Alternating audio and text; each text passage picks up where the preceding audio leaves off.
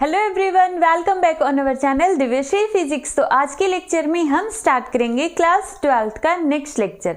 अभी तक हमने वेव ऑप्टिक्स के अंदर स्टडी किया हाइजन, और ये भी हमने देखा कि हाइजन ने किस तरह से लाइट के बारे में बताया कि लाइट कैसे ट्रैवल करती है।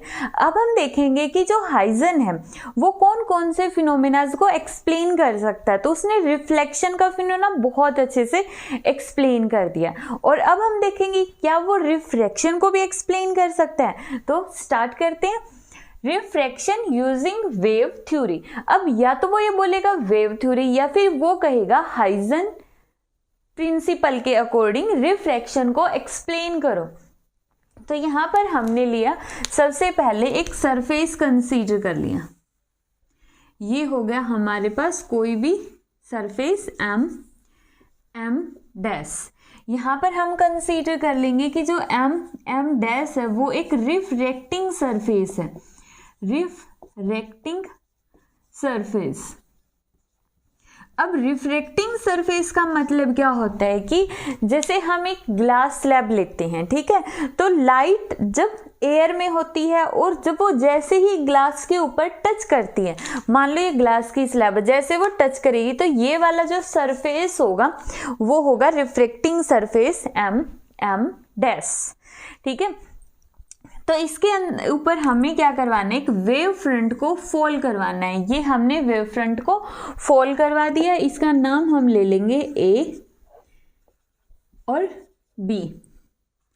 ये पॉइंट हमने कंसीडर कर लिया, पॉइंट सी। अब ये किस तरह से है, देखो जैसे ये हो गया, ये हमारे पास बुक है। अब इस बुक के ऊपर मतलब ये एक रिफ्रैक्टिंग सरफेस है, रिफ्रैक्टिंग सरफेस, और यहाँ पर ये वाली चीज क्या, वेव फ्रंट है, इंसिडेंट वेव फ्रंट। ये फॉल हो गया, इस तरह से है। ये देखो एक्चुअल में यहाँ पे ये क्या पूरा का पूरा वेव फ्रंट है, लेकिन हमें दिख क्या रही है, सिर्फ लाइंस, ठीक है, ये वाली लाइंस दिख रही है। तो ये यहाँ पे क्या है, पूरा का पूरा इस तरह से वेव फ्रंट है, ठीक है। तो ये ए बी हमने वेव फ्रंट लिया। अब हमें पता है कि जो वेव फ्रंट होता है उसके ऊपर तो लाइट की रेज परपेंडिकुलर होती है इस तरह से। जैसे यहाँ पे ये मार्कर होगा, यहाँ पे ये मार्कर हो गए, तो दो ही हुए। तो कंसीडर कर लो यहाँ पे बहुत सारे मार्कर्स हैं। तो जैसे मार्कर इस कॉपी के ऊपर परपेंडिकुलर है, सिमिलरली वेव फ्रंट कॉपी को मान लो वेव फ्रंट, और मार्कर को मान लो लाइट की रेज। तो लाइट की रेज वेव फ्रंट के ऊपर परपेंडिकुलर होती है। तो यहाँ पे लाइट की रेज बना दो, बन गई 1 2 और 3। 3 ही क्यों बनाई, ज्यादा भी बना सकते हैं। देखो 3 बनाने का मतलब एक तो इस एंड पे ले लो, एक इस एंड पे और एक बीच में। बीच में तो अगर यहाँ पे और यहाँ पे लेंगे उससे कोई फर्क नहीं पड़ेगा, ठीक है। तो हम अपनी कन्वीनियंस के लिए 3 पॉइंट्स कंसीडर कर लेते हैं, और इन पॉइंट्स को हम क्या बोलेंगे यहाँ पे, सेकेंडरी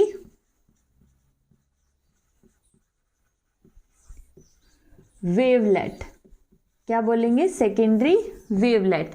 और ए बी हमारे पास क्या है यहाँ पे, ए बी सी, प्राइमरी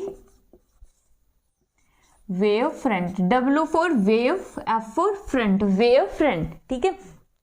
अब देखो यहाँ पे जो लाइट की रेज होंगी उनका काम क्या होगा, ट्रैवल करना। अब जब लाइट की रेज ट्रैवल करेगी तो उसकी स्पीड कितनी होगी, तो स्पीड होती है लाइट की रेज की c।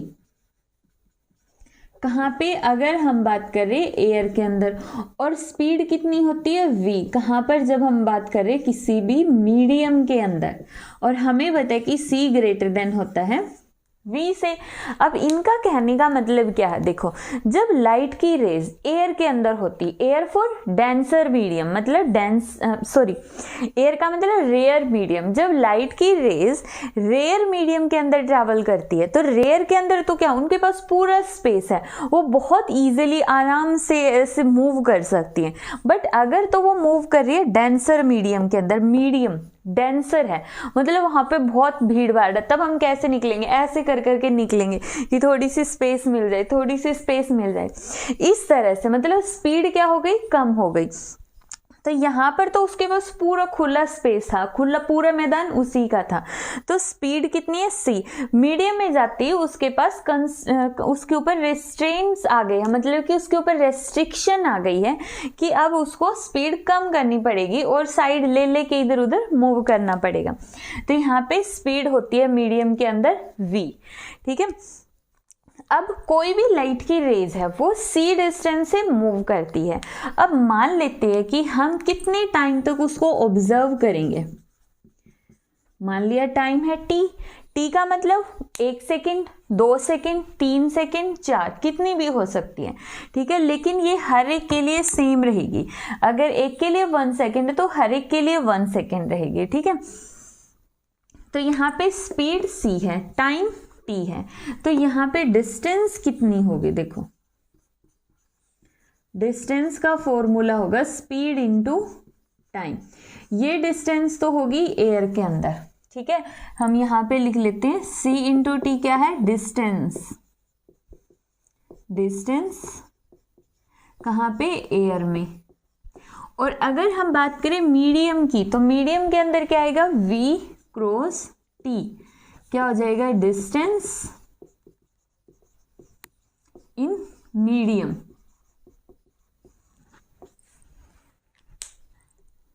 ठीक है, डिस्टेंस इन मीडियम।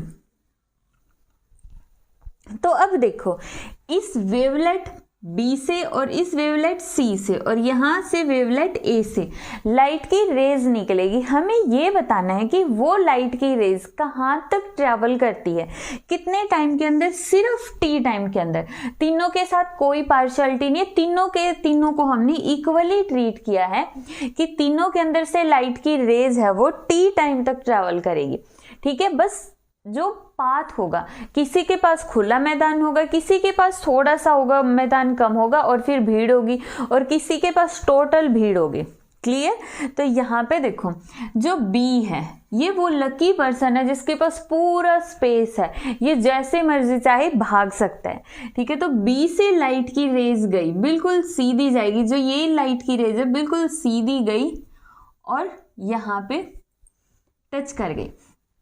ठीक है, यहाँ तक पहुंचे। यहाँ तक पहुंचने में उसको टाइम, मतलब उसने कितनी डिस्टेंस ट्रैवल की, उसने c cross t, c cross t। तो यहाँ पर देखो हम इसको रब कर लेते हैं। देखो उसने डिस्टेंस ट्रैवल की c क्रॉस t, किसके इक्वल है, b डैश। डिस्टेंस इन कहाँ पर है, एयर में है, वैक्यूम में, मतलब रेयर मीडियम में। क्लियर। अब यहाँ पे ये जो C वाला है ये थोड़ा बीच का है, मतलब इसके पास पार्क तो मतलब मैदान बहुत बड़ा है, बस उसमें कहीं कहीं पे क्या लगे हुए, पेड़ पौधे लगे हुए, मतलब जगह कम बच गई। इसका मतलब कुछ टाइम तक तो वो क्या करेगा, सीधा दौड़ेगा बिल्कुल। ठीक है, उसके बाद अब यहां तक उसकी स्पीड थी c, तो टाइम उसने लिया t1। अब t1 टाइम का मतलब क्या, देखो मान लेते हैं कि इनकी जो डिस्टेंस हमें मेजर करनी है वो 10 सेकंड तक मेजर करनी है, तो यहाँ पर उसको टाइम कितना लगा, 6 सेकंड लगा होगा या फिर 5 सेकंड लगा होगा। तो मतलब 5 सेकंड तक तो वो कहाँ पे मूव कर रहा है, एयर के अंदर। यहाँ पे ये है क्या, एयर है। ठीक है, उसके बाद कहाँ पे मूव करेगा, अब नीचे तो क्या आ गया, पूरा का पूरा मीडियम है। ये नीचे क्या आ रहा है, पूरा मीडियम। क्लियर। तो अब नीचे मूव करेगा, नीचे मूव करने के लिए ऐसे ही नहीं कि सीधा घुस जाएगा। अब जैसे हम चलते हैं ऐसे नहीं कि हम ऐसे सीधे चलेंगे, अगर भीड़ बहुत है तो हम ऐसे ऐसे करके निकल जाते, ऐसे ऐसे करके। ठीक है, मीन्स टेढ़े होके भी निकल जाते। सिमिलरली जब लाइट की रेज एक मीडियम से दूसरे मीडियम में जाती है तो वो अपना पाथ चेंज करती है। कैसे चेंज करेगी, जहां पे लाइट फॉल हो रही है वहां पर हम क्या करेंगे, एक नॉर्मल ड्रॉ कर दो। ये हमने क्या ड्रॉ कर दिया, एक नॉर्मल। ठीक है, नॉर्मल हमने ड्रॉ किया। अब हमें पता है कि जब लाइट की रेज रेयर मीडियम से डेंसर मीडियम की तरफ जाती, कहां से, रेयर टू डेंसर मीडियम, तो वो कहाँ पे मुड़ जाएगी, टूवर्ड द नॉर्मल। ठीक है, तो ये नॉर्मल की तरफ मुड़ गई, नॉर्मल की तरफ जाना चाहिए था बिल्कुल ऐसे सीधा, लेकिन ये गई इस तरह से, यहां तक आ गई। मान लो, कंसीडर कर लो ये यहां तक पहुंची। इसमें इसने कितनी डिस्टेंस ट्रैवल की, v इंटू t2। ठीक है, अब देखो, अब इसने भी डिस्टेंस ट्रैवल कर ली, इसने भी। अब ये वाला जो पर्सन है ना, ये सिर्फ इसको भीड़ ही नसीब हुई है, इसके पास सिर्फ भीड़ है। भीड़ मतलब इसके पास सिर्फ डेंसर मीडियम है चलने के लिए। ठीक है, अब डेंसर मीडियम है चलने के लिए, तो ये क्या करेगा, देखो जैसे ही यहां से इसने चलना शुरू किया, इसको मिल गई भीड़, भीड़ मिली, तो इसने पूरा का पूरा टाइम, कितना टाइम मान लेते हैं कि वो टाइम है t। ठीक है, हमने t माना है, तो t टाइम इसने कितनी स्पीड से मूव किया, ये सिर्फ v स्पीड से, मतलब इसके पास कोई चांस ही नहीं था c स्पीड से मूव करने का। तो इसने मूव किया यहाँ पे v स्पीड से, लेकिन मूव कैसे करेगा, वही चीज जहां पे लाइट फॉल हो रही है वहां पर हम क्या ड्रॉ करेंगे, एक नॉर्मल ड्रॉ करेंगे। ये हमने एक ड्रॉ कर लिया नॉर्मल। अब लाइट की रेज सीधे जाने की बजाय कहां पर मुड़ेगी, टूवर्ड द नॉर्मल, तो ये नॉर्मल की तरफ मुड़ गई। ये पूरी की पूरी डिस्टेंस है v क्रॉस t। ठीक है, अब इन तीनों पॉइंट्स को मिला दो, ये पॉइंट a है तो ये पॉइंट होगा a डैश, ये पॉइंट c है तो ये पॉइंट होगा c डैश, b है तो b डैश, अपनी मर्जी से कोई भी नाम दे सकती हो। अब यहां से इन तीनों पॉइंट्स को ज्वाइन कर लो। ठीक है, आराम से ज्वाइन कर दो तीनों पॉइंट्स को। ठीक है, ये हो गया। अब यहां पर देखो, जो a डैश, b डैश और c डैश है वो क्या है, वो है रिफ्रैक्टेड वेव फ्रंट।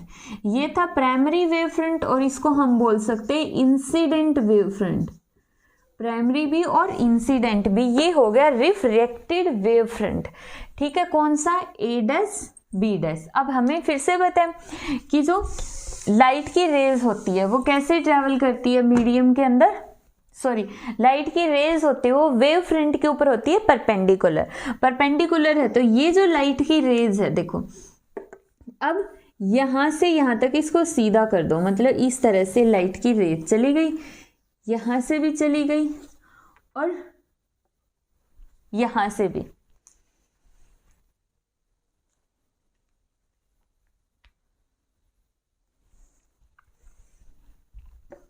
तो और यहां से भी सीधी चली गई पैरेलल मीन के। ठीक है, अब देखो थोड़ा सा ध्यान से समझना है, लाइट की रेज यहां से यहां तक एक लाइन में रहेगी और यहां से यहां तक एक लाइन में रहेगी, मतलब यहां पे एक बेंडिंग आ रही है, यहां से यहां तक एक सीधी लाइन और यहां से यहां तक एक सीधी लाइन, इसी तरह यहां से लेकर यहां तक सीधी लाइन, यहां से लेकर बल्कि यहां तक पूरी की पूरी लाइन बिल्कुल सीधी होगी, स्केल के साथ बनाओगे। ठीक है, वरना मार्क्स कटेंगे। यहां से यहां तक सीधी, फिर उसके बाद यहां पे बेंडिंग आ गई और यहां से यहां तक एक स्ट्रेट लाइन होगी, इसमें यहां से लेकर यहां तक स्ट्रेट लाइन और उसके बाद ये वाली स्ट्रेट लाइन। मतलब ये पूरी एक लाइन नहीं है, सिर्फ इतनी एक लाइन में आएगी पूरी स्ट्रेट और यहां से यहां तक स्ट्रेट आएगी। इसका बुक के अंदर डायग्राम भी देख सकते हो। ठीक है, तो ये हो गया हमारा a dash, b dash, c dash, क्या है हमारे पास एक रिफ्रैक्टेड वेव फ्रंट। अब इस पूरे के अंदर हमारा कंक्लूजन क्या निकलता है, हमारा मतलब हाइजन का। तो हाइजन ने कंक्लूड किया कि जिस तरह से एक लाइट की रेज किसी मीडियम के अंदर जाती है, मतलब जहां पे लाइट फॉल हुई, ड्रॉ किया नॉर्मल, एक मीडियम से जब दूसरे मीडियम में जाएगी, ठीक है, वो अपना पाथ चेंज कर लेगी। तो ये था इंसिडेंट और ये बन गई रिफ्रैक्टेड वेव। सिमिलरली अगर हम मान के चलते हैं कि एक मीडियम के ऊपर इंसिडेंट वेव फ्रंट फॉल हो रहा है, ठीक है, अगर इंसिडेंट वेव फ्रंट फॉल हुआ तो उसके विद रिस्पेक्ट टू एक रिफ्रैक्टेड वेव फ्रंट भी आएगा, जो हमने निकाल दिया a डैश, c डैश और b। ठीक है, तो यहाँ से हमने ये तो प्रूव कर दिया। तो वही जो क्वेश्चन अराइज करने वाले साइंटिस्ट होते वो आते, वो बोलते कि चलो ठीक है, थ्योरी तो हमें समझ में आ गई, बट अब प्रूव तो करो कि ये थ्योरी सही है। अगर इसमें कुछ मिस्टेक हुई तो फिर उसको प्रूव करने के लिए उसने क्या किया, लॉ ऑफ रिफ्रैक्शन प्रूव कर दो कि अगर लॉ ऑफ रिफ्रैक्शन इसके अंदर एप्लीकेबल है तो मतलब ये थ्योरी बिल्कुल सही है। ठीक है, तो फिर हाइजन ने दिमाग लगाया कि हम ऐसा क्या कर सकते हैं, तो लॉ ऑफ रिफ्लेक्शन मतलब स्नेल्स लॉ प्रूव कर दो इसके अंदर। अगर यहाँ से मैंने स्नेल्स लॉ प्रूव कर दिया दैट मीन्स मेरी थ्योरी वेरीफाई हो जाएगी और मैं पास हो जाऊंगा, टॉप कर जाऊंगा एग्जाम के अंदर। ठीक है, तो उसने अपनी थ्योरी को वेरीफाई करवाने के लिए यहाँ से स्नेल्स लॉ का क्या दिया, स्नेल्स लॉ को वेरीफाई करवा। तो हम भी करवाते हैं। देखो हमें सिर्फ स्टडी करना है, उस साइंटिस्ट ने तो क्या बनाई थी खुद, तो हमें तो सिर्फ स्टडी करना है ना, बहुत ईजी होती है ना। ये इस तरह का कॉन्सेप्ट है, जैसे कोई खाना बना रहा है, उसको बड़ी मेहनत लगती है खाना बनाने में, और हमें तो सिर्फ वो खाना है, तो ये चीज़ सिर्फ खानी है, बनी बनाई मिल रही है। ठीक है, तो ये देखो अब हम यहाँ पे स्नेल्स लॉ को प्रूव करेंगे। तो देखो स्नेल्स लॉ को प्रूव करने के लिए हम यहाँ पे कंसीडर करेंगे सबसे पहले ट्रायंगल ए बी डैश, ये है बी डैश, तो ए बी डैश, और ट्रायंगल लेंगे हम ए डैश बी डैश। ये दो ट्रायंगल्स हम कंसीडर करेंगे। ठीक है, उससे पहले यहाँ पे एंगल ऑफ इंसिडेंस और एंगल ऑफ रिफ्रैक्शन हमें फाइंड आउट करना है। अब यहाँ पे ये वाला एंगल क्या है, इंसिडेंट रे और नॉर्मल के बीच का एंगल क्या होगा, एंगल ऑफ इंसिडेंस आई, और ये भी एंगल कितना होगा, एंगल ऑफ इंसिडेंस आई। कैसे, तो इस हाउ का आंसर हम अपने प्रीवियस लेक्चर रिफ्लेक्शन वाले के अंदर दे चुके हैं, तो वहां से क्लियर कर लेना। और हो सका तो उस वीडियो का छोटा सा क्लिप मैं यहाँ भी डाल दूंगी साइड में भी। ठीक है, तो अब यहाँ पे देखो, यहाँ पे ये वाला एंगल क्या होगा, एंगल ऑफ रिफ्रैक्शन आर। यहाँ पे ये वाला एंगल भी क्या है, आर। ठीक है, और ये वाला एंगल भी क्या है, आर। ये वाला एंगल भी क्या होगा, आर होगा। अब हम यूज करते हैं ट्रायंगल के अंदर trigonometry simple.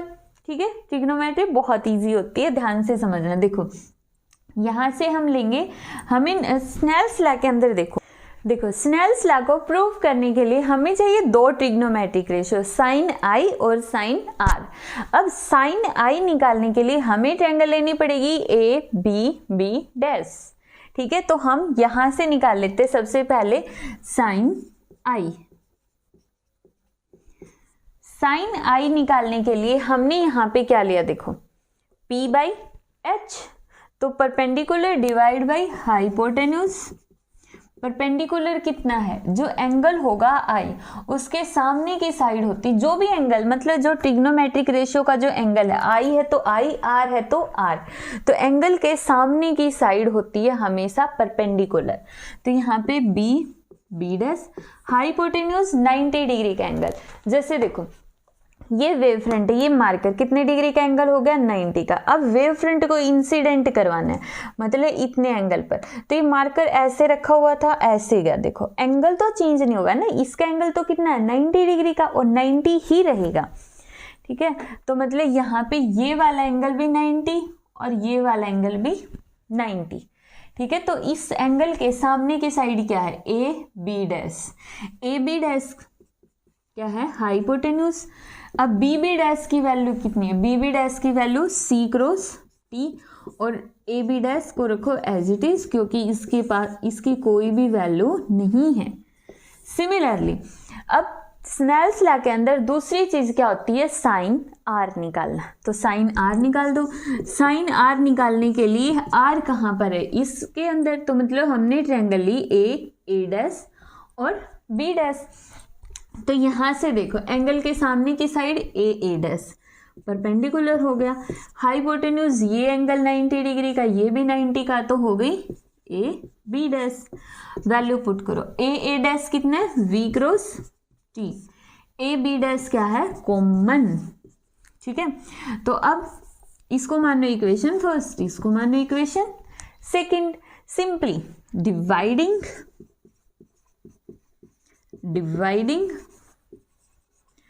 Equation first by equation second, ठीक है, तो कितना होगा sine I divide by sine R. कितना है साइन आई की value C cross T A B dash, और divide by V cross T divide by A B dash. Cancel out करो, C cross T A B dash, तो V cross T cancel out, T से T cancel out, तो यहाँ पे हमारे पास क्या आ गया sine I divide by sine R is equal to C divide by V, C divide by V, और सी डिवाइड बाई वी क्या होता है रिफ्रैक्टिव इंडेक्स। रिफ्रैक्टिव इंडेक्स क्या होता है स्नेल्स लॉ। क्या होगा स्नेल्स लॉ, मतलब स्नेल्स लॉ यहाँ पर जो हाइजन था उसने यही लॉ प्रूव करके दिखा था कि देखो अगर हम रिफ्रैक्शन का फिनोमिना वेव थ्योरी के अकॉर्डिंग एक्सप्लेन करते तो भी स्नेल्स लॉ वेरीफाई होगा, मतलब मेरी थ्योरी ठीक है। और सेकंड पोस्टुलेट वही, incident ray, reflected ray and normal all lies in the same plane, तो यहाँ पर भी सारे के सारे सेम प्लेन के अंदर ही लाई करते। तो इस तरह हमने ये स्टडी किया रिफ्रैक्शन यूजिंग वेव थ्योरी।